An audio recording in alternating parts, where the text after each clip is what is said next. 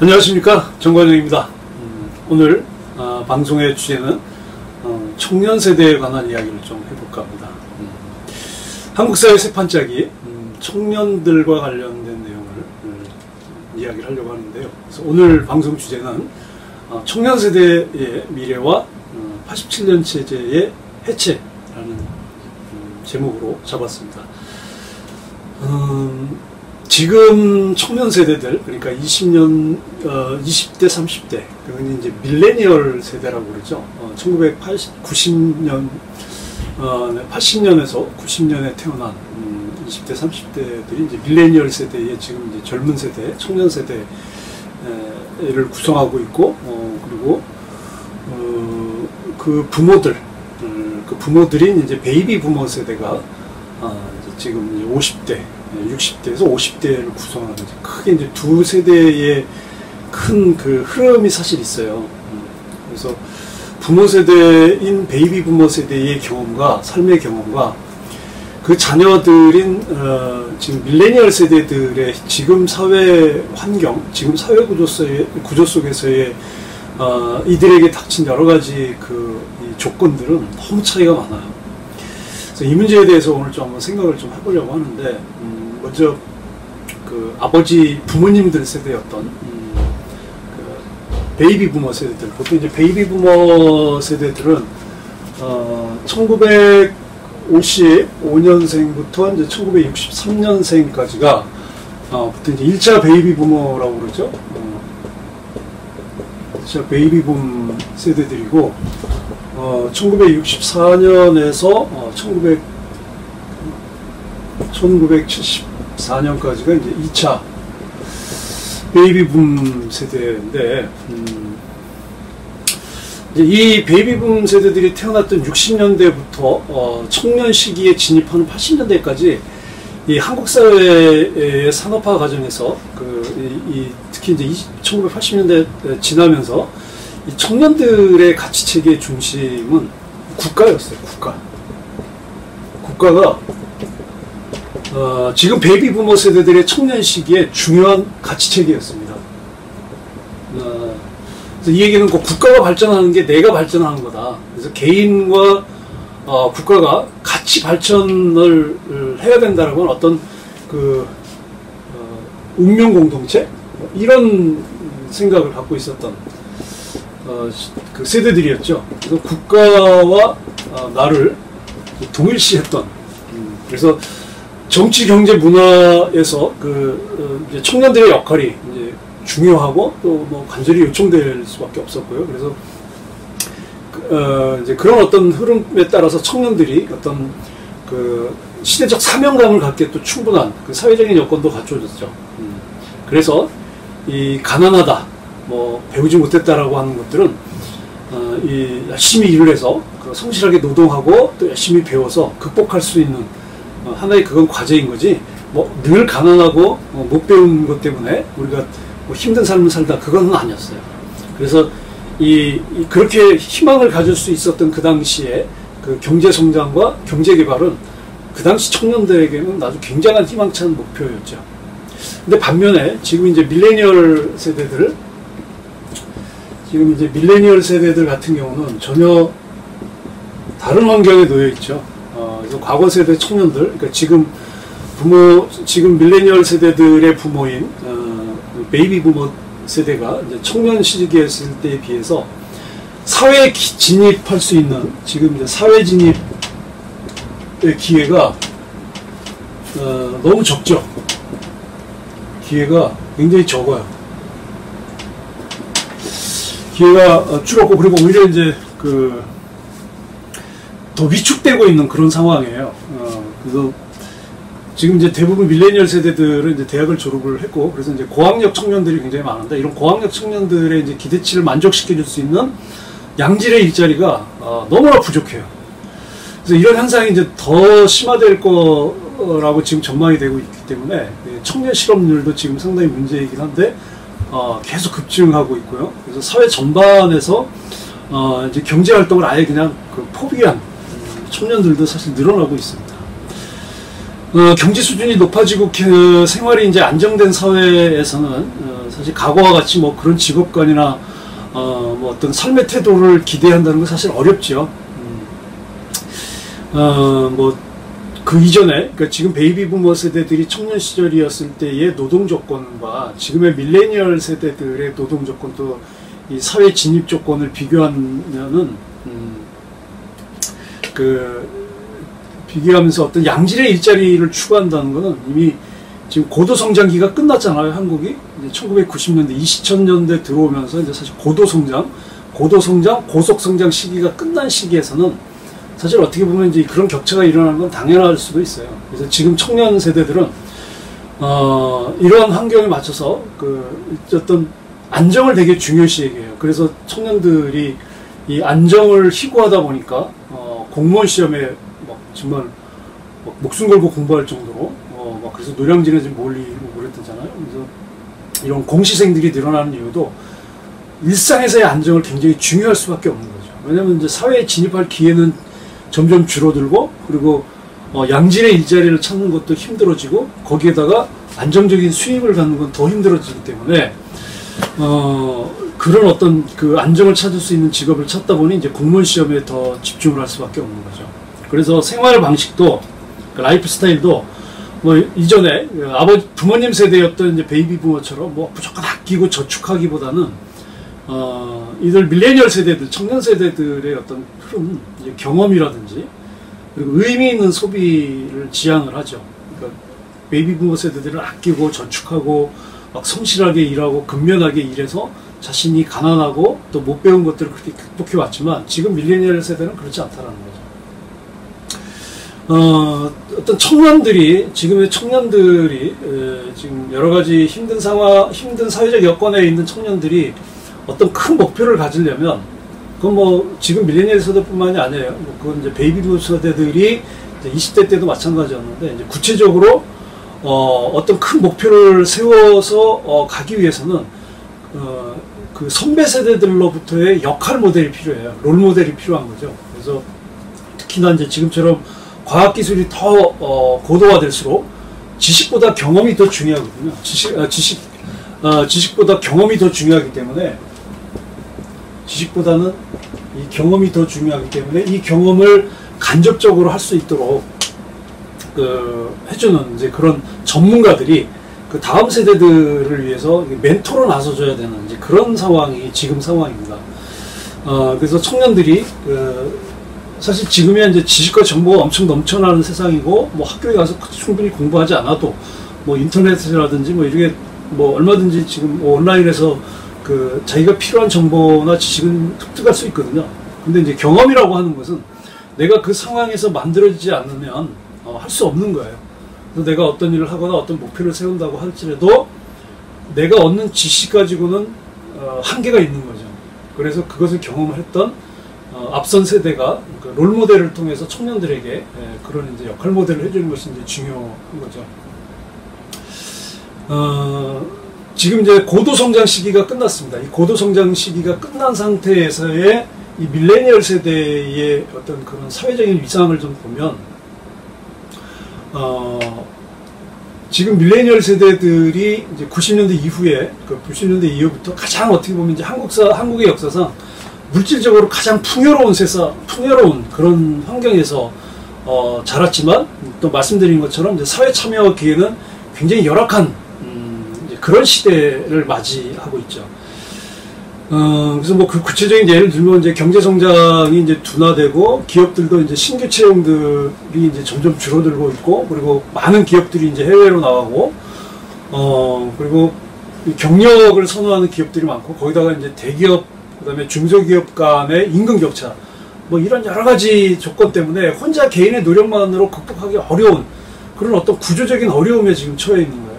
그래서 기성세대는, 그러니까 지금 베이비 부머 세대들 이상은 당시 이제 경제 성장과 경제 개발에 따른 기회라든지 그런 물질적인 성과들을 크게 누렸어요. 근데 반면에 지금 청년 세대들은 과거 어느 때보다 더 힘든 상황이 된 거죠. 그러니까 일자리가 없는 거예요. 그러니까 지금 베이비 부머 세대들이 청년기 때는 정말 자기가 조금만 노력해서 조건만 갖추면 일자리가 굉장히 많았거든요. 일할 수 있는 기회들이 많았어요. 그리고 자기가 조금만 절약해서 노력해서 저금을 하면 높은 은행금리 때문에 재산을 축적할 수 있는 기회도 굉장히 많았지만 지금 청년들은 그 당시에 그런 그런 조건들이 이제 전혀 갖춰지지 않은, 그러니까 물질적으로는 굉장히 풍성한 세대지만 풍족한 세대에서 자라고 처해 있지만 이들이 실제로 재산을 축적을 하고 그리고 좋은 일자리를 얻고 하는 그런 조건은 이미 아니라는 거죠. 그래서 대학 졸업자들이 계속 나오기는 하지만 고학력자에게 이제 적합한 일자리는 지금 갈수록 줄어들고 있어요. 그래서 아무리 이제 취업 준비를 오래 해도 그 노동 경험, 일자리를 얻을 수 있는 취업이라든지 노동 경험을 할 수 있는 기회들이 계속 줄어들거나 아예 취업을 아예 이제 하지 못하는 그런 청년들이 늘어난 거죠. 그래서 이 고도 성장이 끝나고서 이제 새로운 어떤 목표와 이제 그 사회의 또 국가의 성장 동력을 찾지 못하는 지금 상황에서 뭐 당연히 이제 공동체 의식은 줄어들 수밖에 없겠죠. 그리고 그러다 보니 이제 청년 세대들이 그냥 작은 안정, 안정된 삶. 그래서 이제 소확행이라는 용어들이 이제 나오나요? 소확행? 작지만 확실한 행복을 찾는 이제 이런 어떤 가치관으로 가게 되는 거예요. 그래서 이런 어떤 소박한 행복이 더 중요하다 삶에서, 이제 그렇게 이제 삶의 목표가 되어버린 거죠. 열악한 사회적인 여건 앞에서 과거 세대의 청년들이, 그러니까 지금 베이비 부머 세대들이 추구했던 목표들은 지금 청년 세대들이 추구할 수 없게 되는 거예요. 그런 상황이 됐죠. 그래서 미래에 대한 희망, 열심히 일을 해서 성실하게 일을 해서 내가 부를 축적을 해서 내가 하고 싶은 일들을 하겠다라는 어떤 그런 미래에 대한 희망이 없어지고 그냥 지금의 지금 상황에 그냥 만족해서 살아가는 이제 그런 청년들이 점점 늘어가는 거예요. 마치 일본의 사또리 세대라고 그러죠. 우리나라는 이제 M4 세대라고 얘기하는데 희망이 없는 거예요. 그러니까 일본의 20, 30대 청년들 중에서 그냥 삶의 희망을 잃고 그냥 아무 꿈도 없고 뭐 어차피 집도 못 사고 뭐 좋은 직업도 못 갖고 뭐 결혼도 못 하게 될 것 같고 뭐 그러다 보니 뭐 삶의 희망도 없고, 그래서 이게 다 모든 걸 포기한 세대를 일본에서 이제 사또리 세대라고 하는데, 그와 비슷하게 우리나라에서도 뭐 결혼이라든지 출산, 그다음에 뭐 집, 경력, 뭐 희망, 뭐 이런 것들을 다 이제 포기하는 그런 어떤 M4 세대들이 이제 생겨나기 시작하는 거예요. 그리고 이제 더 사실 우리가 이거보다 더 이제 심한 것은 이제 지금 이렇게 살기 힘들고 희망이 없는 지금의 현실, 그리고 이런 나라를 빗대어서 일컫는 말로 헬조선이라는 말이 나오죠. 헬조선. 그러니까 이제 청년들이 지금의 한국 사회에 대한 어떤 자조 섞인 이 헬조선이라는 건 이제 희망도 없다는 거잖아요. 자신들이 노력을 해도 꿈을 이루기가 어려워지는 이제 그런 사회가 돼버린 한국을 이제 빗대어서 이제 헬조선이라고 그러고, 그리고 이 부모한테 물려받은 그 부에 따라서 계급이 나누어지는 지금 그런 어떤 사회적인 흐름들, 이제 거기에 대한 어떤 자조적인 표현으로 이제 나오는 말이 또 수저계급론, 그죠? 수저계급론. 그 조국 후보자의 의혹 사태로 인해서 이 수저계급론이 더 사회적으로 부각되고, 상대적으로 20대들이 상당히 박탈감을 지금 굉장히 많이 느끼고 있잖아요. 그래서 청년들이 사실 이런 조건에서 이런 스스로 이제 한국 사회를 헬조선이라고 부르고, 그리고 이 수저계급을 통해서 금수저들이 모든 걸 부모로부터 물려받아서 부와 권력과 명예를 계속 이어받으면서 대물림 받으면서 자신들의 신분이 확장돼가는 반면, 대부분의 많은 청년들은 자립하기 어려운 현실이 돼버리는 거죠.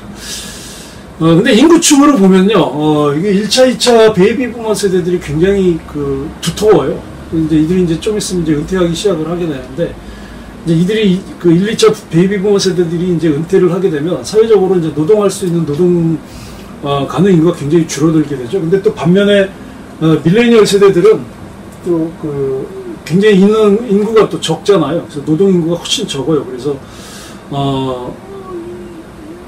1, 2차 베이비 부머 세대들이 은퇴하고 나서 이게 사회 동력이 줄어들 수 있는 위험이 있는데, 그래서 이 밀레니얼 세대들이 역할이 굉장히 중요한 시기입니다. 그래서 이러한 어떤 그 베이비부모 세대들은 이제 국가에 대한 가치 체계를 가지고 국가의 발전이 나의 발전이라고 하는 그런 이제 사고를 가지고 지금까지 살아왔지만, 지금의 청년들은 그 국가의 목표와 나의 목표가 일치되지 않아요. 그러니까 국가의 발전과 나의 발전은 전혀 다른 별개예요. 그러니까 뭐 근면화 열심히 성실하게 일을 해서 뭐 그런 어떤 자기가 추구하는 어떤 삶의 목표를 이룬다? 이제 그런 시대는 끝났거든요. 그러니까 오히려 이제 제가 말씀드린 것처럼 청년들은 아주 작은 안정, 그리고 작은 행복에 자기의 삶의 목표를 두고 살아가요, 지금. 물론 이제 그건 지금의 청년들이 뭐 역동적이지 않고 희망이 없다고 하는 개인의 문제이기 전에 그들에게 그런 기회를 주지 못하는 지금 사회구조적인 문제가 더 큰 거거든요. 그래서 개인이 성장하는 것과 사회가 발전하는 것이 더 이상 이렇게 지금 이런 구조 속에서 일치하지 않아요. 그래서 어떤 사회가 안정되면서 어떤 사명감이라든지 그 노동의 가치가 강조되기보다는 그냥 일과 삶을 균형시키고, 그리고 어떤 새로운 경험이라든지, 우리 이제 이 베이비부모 세대들은 새로운 경험보다는 이미 이제 앞전 세대들이 해놨던 것을 잘 따라가는 그 어떤 명령이라든지 지워진 질서, 주어진 체계 안에서 그대로 순종하면서 복종하면서 그대로 따라왔다면, 지금 밀레니얼 세대 같은 경우는 이제 새로운 경험들, 특히 이제 디지털 문명에 굉장히 익숙해 있어서 이제 이런 어떤 경험들 통해서 새로운 경험들, 그리고 외국 경험이라든지 어떤 여행이라든지 뭐 연수라든지 이런 걸 통해서 외국의 경험들을 많이 하게 되거든요. 이제 이런 것들이 이제 지금 밀레니얼 세대들의 새로운 가치 변화, 그러니까 새로운 변화, 또 새로운 경험들을 추구하는 이제 그들의 가치를 이루는 바탕이 되는 거죠. 근데 지금 이런 상황들, 그 밀레니얼 세대들이 이렇게 지금 사회에 진입할 수 있는 기회가 줄어들게 된 건 사실 따지고 보면 지금 베이비부모 세대들이 만든 87년 체제라고 저는 봐요. 87년 체제요? 87년 체제가 뭐냐? 1987년에 1980년도에 그 전두환 군부 집단들이 이제 쿠데타를 일으켜서 권력을 잡죠. 그 5공화국이 이제 탄생을 하게 되는데, 이후에 80년대 내내 이제 학생운동이 그러니까 독재 정부, 군부 독재라고 하면서 전두환 정권에 대항하는 그런 시위와 학생운동이 계속 이어졌었어요.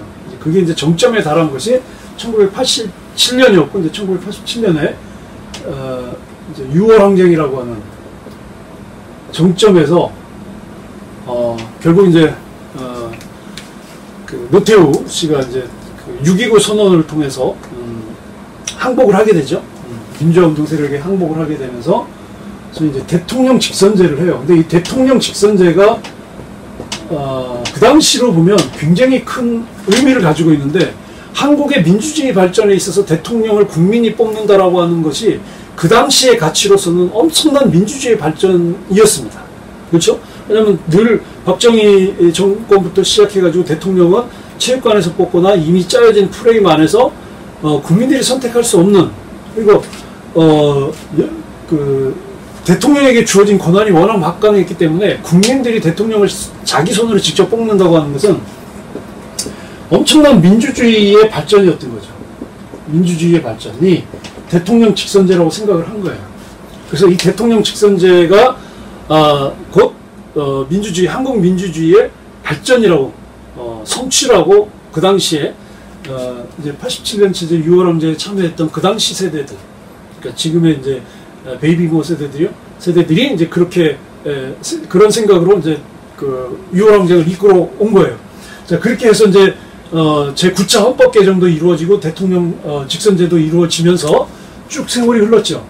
그리고 지금 거의 이제 30년의 세월이 흘렀습니다. 그래서 2019년에 지금 87년 체제에 이루어진 그 당시 상황을 놓고 보면, 그 당시에는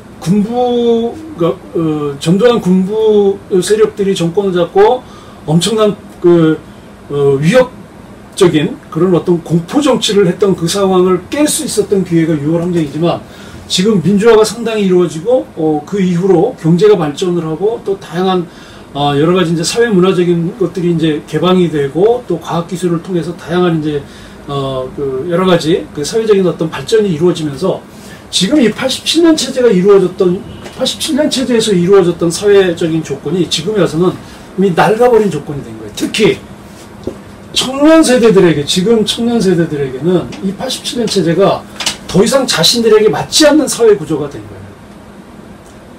그럼 87년 체제의 구조와 이 구조를 어떻게 깰 것인가 제가 그림을 보면서 설명을 좀 드리려고 그러는데요. 지금 이 화면에서는 아마 사진이 제가 그린 사진이 이제 화면에 나갈 겁니다. 그 사진을 보시면서 제가 설명을 해드릴 테니까 한번 잘 들어보시기 바랍니다.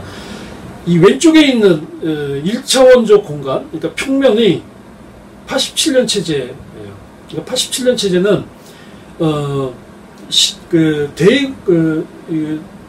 하나의 그냥 평면 공간에서 입체 공간이 아니라 평면 공간에서 그 당시에 사회적인 어떤 대립 관계는 민주화 독재, 그 다음에 뭐 좌우 이런 어떤 대립 프레임이었어요. 그래서 독재 정권을 몰아내고 군부 독재를 몰아내는 것이 결국 이 민주주의의 승리다.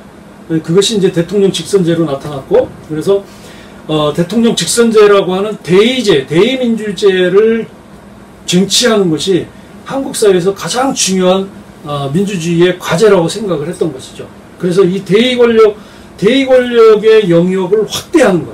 그러니까 대통령을 소수 권력에 집중되어 있는 소수들이 뽑는 게 아니라 국민들이 직접 뽑는 이 대통령 직선제라고 하는 대의민주제, 이 대의제를 확장시키는 것이 곧 민주주의의 발전이에요. 물론 여기에서 시민들의 역할은 크게 없었어요. 그러니까 소수 이제 민주화 운동을 하는 선도적인 뭐 학생 운동을 했던 사람들이나 아니면 이제 사회 운동가들이 이제 거기서 정면에 나서서 이런 그 대의민주제의 대의민주제의 쟁취를 위해서 큰 역할을 했었던 것이 이제 그 87년 체제예요. 그러니까 즉 1차원적 정치 공간에서 대통령 직선제라고 하는 대의민주제의 쟁취, 그리고 대의민주제의 확산, 뭐 그래서 이제 90년대 이후에 들어 95년부터는 이제 지방자치제도 실시를 하게 되죠. 이렇게 해서 80년대, 90년대 그리고 2090년대까지 거치면서 이렇게 대의민주제, 한국 사회의 대의민주제는 확장이 돼요.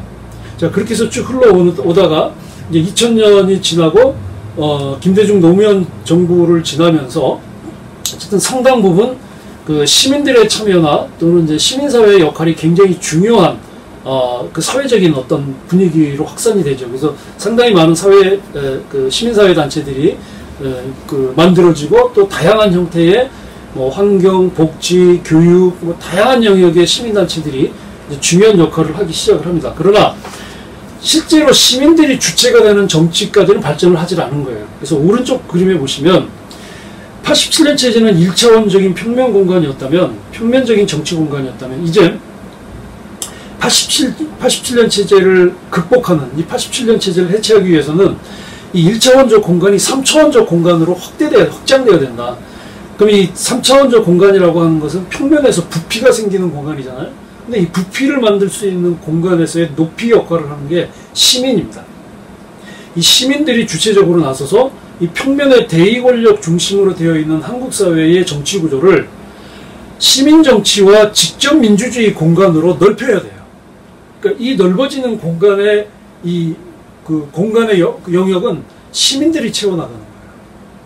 이게 지금 87년 체제를 해체하고 새로운 대한사회 체제로 나갈 수 있는 방향입니다. 그래서 결국 여기에서의 중요한 과제는 시민이에요. 깨어있는 시민들이 이 지금 국회의원과 같은 그 대의제의 그 국민의 대표자로 되어 있는 이 국회의원들에 의해서 정치가 좌우되는 이 상황을 극복하고 시민들이 이 전반적인 이 한국 사회의 정치 개혁에 나서면서 이 시민들이 중심이 되는 시민 정치를 만들어놔야 됩니다. 그래서 이 시민 정치를 만들어가면서 이 직접 민주주의 영역을 확대해야만이 지금 청년들은 1차원적 공간의 87년 체제에 여전히 갇혀 있어요. 그러니까 이들이 활동할 공간이 없는 거예요, 쉽게 얘기하면. 그러니까 학교를 졸업하고 대학을 졸업하고 자기에게 맞는 양질의 일자리도 없는 것뿐만 아니라 사회에 진입해서 자신들이 할 수 있는 그런 기회들도 충분히 보장이 되지 않는 거죠. 그리고 굉장히 다양한 사고와 또 다양한 어떤 의사소통을 통해서 자신들의 영역을 개발해가는 지금 밀레니얼 세대들에게 이렇게 꽉 막힌 1차원적인 정치 공간과 사회 공간 안에서 이들이 자리를 잡고 성장할 수 있는 기회는 없어요. 그래서 이 밀레니얼 세대들이 지금 새롭게 이들의 미래를 열어줄 수 있는 방향은 지금의 87년 체제, 30년 이상 지난 87년 체제를 새로운 대안 체제로 바꿔야 된다. 그 새로운 대안 체제는 이 그림에 나타난 것처럼 이 청년들이 적극적으로 현실에 참여해서 스스로 시민의 역할을 찾아내고 이 시민의 역할을 통해서 이 공간을 만들어내는 이 시민활동의 공간 또는 그 시민들이 직접 정치를 할 수 있는 공간을 만들어내야 돼요. 여기에서 중요한 것이 바로 사회적 경제라고 합니다. 이게 사회적 경제는 지역에서 지역 중심으로 이루어지고 있고 시민의 자발적인 제가 그 앞주차에서 말씀드렸죠. 그 사회적 경제가 가지고 있는 특성에 대해서 말씀드렸습니다.